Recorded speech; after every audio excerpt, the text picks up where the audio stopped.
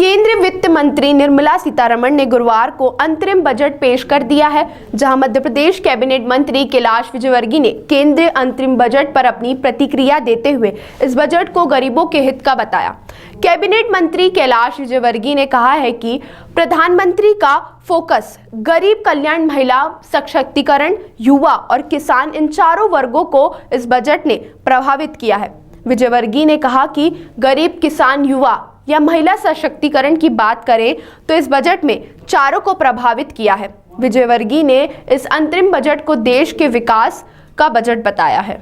कैलाश विजयवर्गीय ने कहा कि देश के प्रधानमंत्री नरेंद्र मोदी ने राम मंदिर प्राण प्रतिष्ठा के समय कहा कि हमें अभी से 1000 साल के बाद के देश के बारे में भी सोचना है, और इस बजट में आप देखेंगे कि 2047 जब भारत की आजादी की शताब्दी पूरी होगी, उस वक्त का बजट बनाया है। कुल मिलाकर केंद्रीय अंतिम बजट को कैबिनेट मंत्री कैलाश विजयवर्गीय ने दूरगामी बजट बताते हुए कहा कि इस बजट में गरीब वर्ग के लिए बड़ा प्रावधान किया गया है।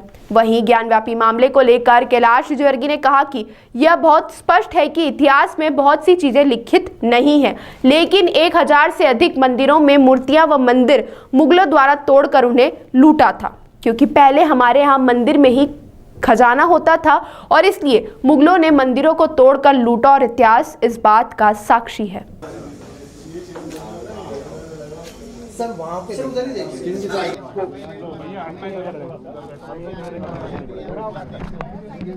देखिए, प्रधानमंत्री जी का फोकस है वो गरीब कल्याण पर है, महिला सशक्तिकरण पर है, युवा सशक्तिकरण पर है और किसान, ये चार वर्ग को इस बजट ने एकदम प्रभावित किया है। चाहे किसानों की बात करें हम, चाहे युवाओं की बात करें हम, चाहे महिला सशक्तिकरण की बात करें हम, तो और गरीब कल्याण, तो कुल मिलाकर ये बजट देश के विकास का बजट है। और जैसा प्रधानमंत्री जी ने कहा जब राम मंदिर के प्राण प्रतिष्ठा के दिन कि हमें 1000 साल के बाद के देश के बारे में भी सोचना है अभी से, तो ये बजट में आप देखेंगे कि 2047 जब शताब्दी पूरी होगी हमारी स्वतंत्रता की, उस वक्त का ध्यान रखते हुए बजट बना है। ये दूरगामी बजट है, गरीब वर्ग के लिए बहुत बड़ा प्रावधान किया गया है और मुझे लगता है महिला, किसान दोनों के हितकारी बजट है। बस अब ज्ञानवापी पे जो फैसला है उसके बाद आज देखिए, ये बहुत साफ है, इतिहास में बहुत चीज़ें लिखित नहीं है, पर 1000 से ज़्यादा मंदिर हमारे तोड़े गए हैं मुगलों के द्वारा, और उन मंदिरों के प्रति लोगों की आस्था थी, वो पीढ़ी चली गई। पर अब समझ में आ रहा है कि इन मंदिरों को तोड़ा गया था, इन मंदिरों को लूटा गया था, क्योंकि पहले हमारे यहाँ मंदिर में ही खजाना होता था और इसलिए उनको मंदिर को तोड़ा भी गया और लूटा भी गया है, और ये इतिहास इस बात का साक्षी है। मुझे लगता है कि सारे प्रमाण देखकर ही न्यायालय ने फैसला किया है।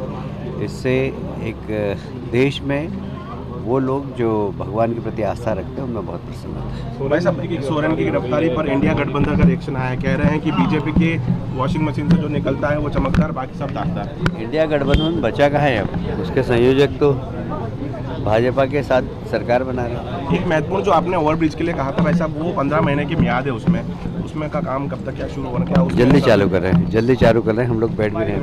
ठीक है, थैंक यू। ताज़ा खबरों के लिए सब्सक्राइब करें JSR टाइम्स और साथ ही नोटिफिकेशन पाने के लिए बेल आइकन को दबाएं।